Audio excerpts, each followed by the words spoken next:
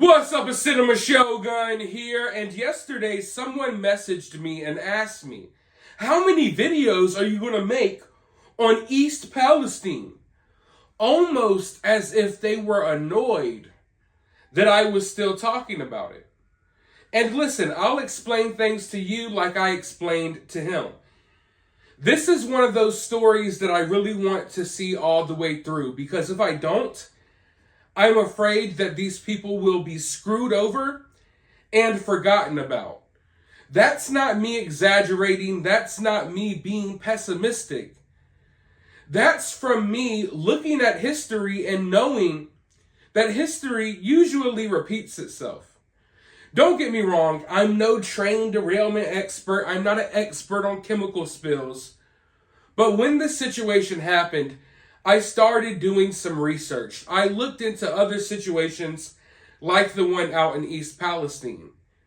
And it always happens the same way. In the long run, the people are screwed over and the people are forgotten about. What happens is maybe their area will get a little bit of media attention. And then once the cameras leave, so does everyone else. And the people are left behind to pick up the pieces. Now, I don't necessarily think that I could stop this from happening to East Palestine by myself. I don't necessarily think that I could stop these people from being screwed over. I don't think I could stop these people from being lied to. But what I can do is I can use my platform to shine a spotlight right on East Palestine. I could use my platform as a magnifying glass over East Palestine. Shining a light on all of this shady stuff that is going on and making them feel uncomfortable with what they're doing to these people. Knowing that there are people out there who are paying attention and they're spreading the word. And that's what I am trying to do here. Now, of course, East Palestine has gotten a good bit of media coverage over the last week or so. We got President Biden. He's refusing to go there. He went to Ukraine.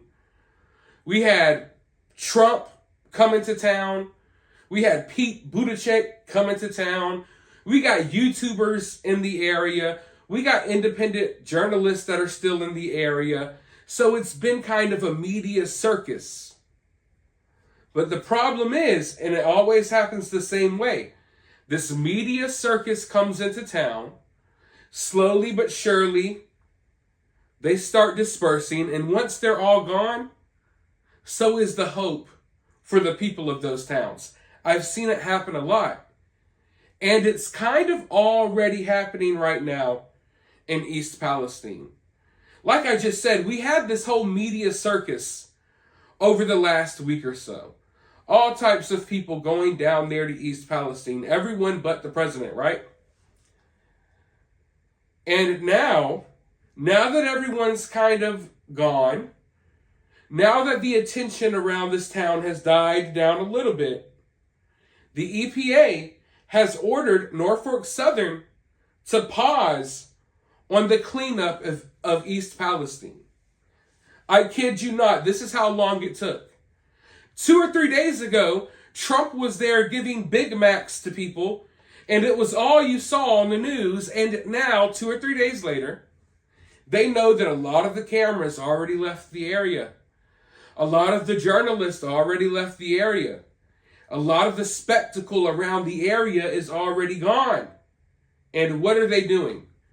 They're already pausing the cleanup of East Palestine.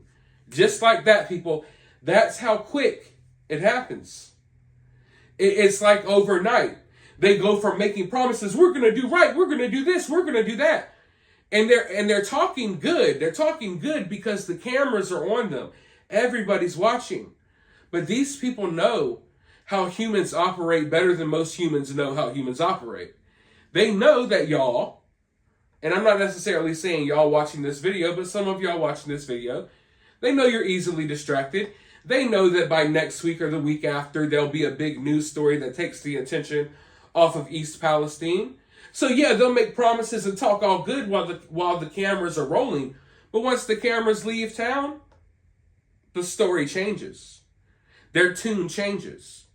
And now it is literally in 2 days, it's gone from we're going to do anything to make sure this town's okay. We'll do anything to make sure this town's safe to, hey, sorry, we got to pause the cleanup. We got to pause the cleanup. We're going to keep all of this toxic waste, all of this stuff right here. We got to pause. That's what's happening, folks. I want to go ahead and dive into this article so we can all have a better understanding of what exactly is happening here, because this is sad. Federal environmental authorities have ordered a temporary halt in the shipment of contaminated waste from the site of a fiery train derailment earlier this month in eastern Ohio near the Pennsylvania state line. Region 5 Administrator Deborah Shore of the Environmental Protection Agency said Saturday the agency ordered Norfolk Southern to pause shipments from the site of the February 3rd derailment in East Palestine, but vowed that removal of the material would resume one day very soon. Everyone wants this contamination gone from the community. They don't want the worry, and they don't want the smell. And we owe it to the people of East Palestine to move it out of the community as quickly as possible. Until Friday, Shore said the rail company had been solely responsible for the disposal of the waste and supplied Ohio environmental officials with a list of selected and utilized disposal sites. Going forward, disposal plans, including locations and transportation routes for contaminated waste, will be subject to EPA review and approval. EPA will ensure that all waste is disposed of in a safe and lawful manner at EPA-certified facilities to prevent further release of hazardous substances and impacts to other communities. She said officials had heard concerns from residents and others in a number of states and were reviewing the transport of some of this waste over long distances and finding the appropriate, permitted, and certified sites to take the waste.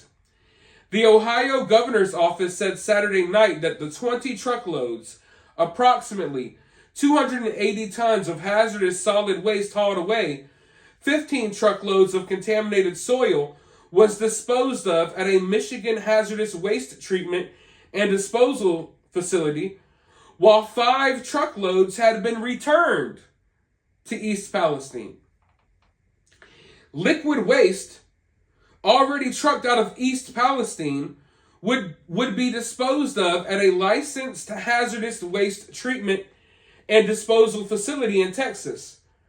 But the facility would not accept any more liquid waste, the Ohio Governor's Office said. Currently, about 102,000 gallons of liquid waste and 4,500 cubic yards of solid waste remain in storage on site in East Palestine, not including the 5 truckloads returned to the village, the governor's office said. Additional solid and liquid waste are being generated as the cleanup progresses. So allow me to interpret that article for you all real quick, because one thing I find is the way the mainstream media words things, it words things in a way that kind of dodges the point. So let's get straight to the point. What happened here is they were shipping this toxic waste from East Palestine, and they were sending it to random areas in Texas, random areas in Michigan, and those are just the areas that we know about so far. I'm sure it's going to other places as well. But they didn't tell anybody about this. The mayors and the city officials of these towns and cities, they had no idea that East Palestine waste was coming directly to their town. Also, it's not like it was a little bit of waste. This is like literally hundreds of thousands of tons of toxic waste being shipped to these areas without the people who run these areas even knowing that it was happening. So what happened here is they got caught. They got caught transferring this stuff to all of these other areas. And the officials of these areas are like, no. You already secretly transferred 500,000 tons or 500,000 gallons of freaking toxic waste into my city without telling me about it. You're not about to bring another 1,500,000 gallons. That's what's happening here, folks. Make no mistake about it. They got caught trying to ship this stuff into areas that do not want it and were not warned about it.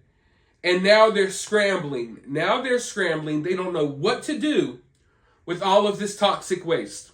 And what's happening, folks? They're taking the toxic waste from East Palestine. They're cramming it in trucks that probably aren't safe in the first place. They're driving it all the way across the country only for it to be turned around. So what's happening is this toxic waste from East Palestine is going on a cross-country road trip, like a vacation. I wish we were lucky enough to drive across the country. Most of us can't afford to. Most of us have to work. But no, these chemicals, oh boy. We're going to send them all over the place. We haven't even got the go-ahead. So now we have this chemical waste from East Palestine. It's on a road trip across America, driving through a city near you, just waiting for another stupid accident to happen. That's exactly what's going on here. You're picking up your toxic waste from East Palestine. You're driving all the way down to Texas, only for them to turn you around, and then you have to drive all the way back to Ohio. And then you're driving all the way to Michigan. Then you got to turn around and go all the way back to Ohio. And before you know it, this chemical waste that should have affected one town in Ohio has now been spread across the whole entire country.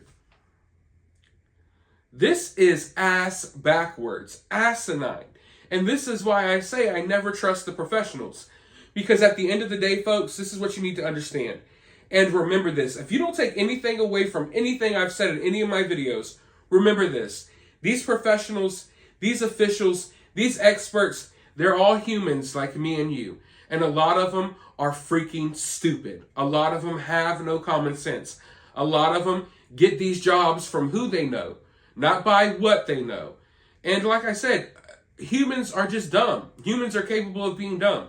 I'm capable of being dumb. I'm dumb when it comes to some things. And a lot of these people that we view as experts and officials, they're just humans like me and you. You know, they wipe their ass just like me and you. They brush their teeth just like me and you. And most of them have no clue as to what's going on. Most of these officials are all just flying by the seam of their pants, just, going with the flow. What happens, happens. And when they're faced with real issues, they freeze up and they don't know how to handle it. Because in reality, they shouldn't be considered an expert or an official in the first place. And a lot of them have no business having these jobs. Okay? That's just point blank, period.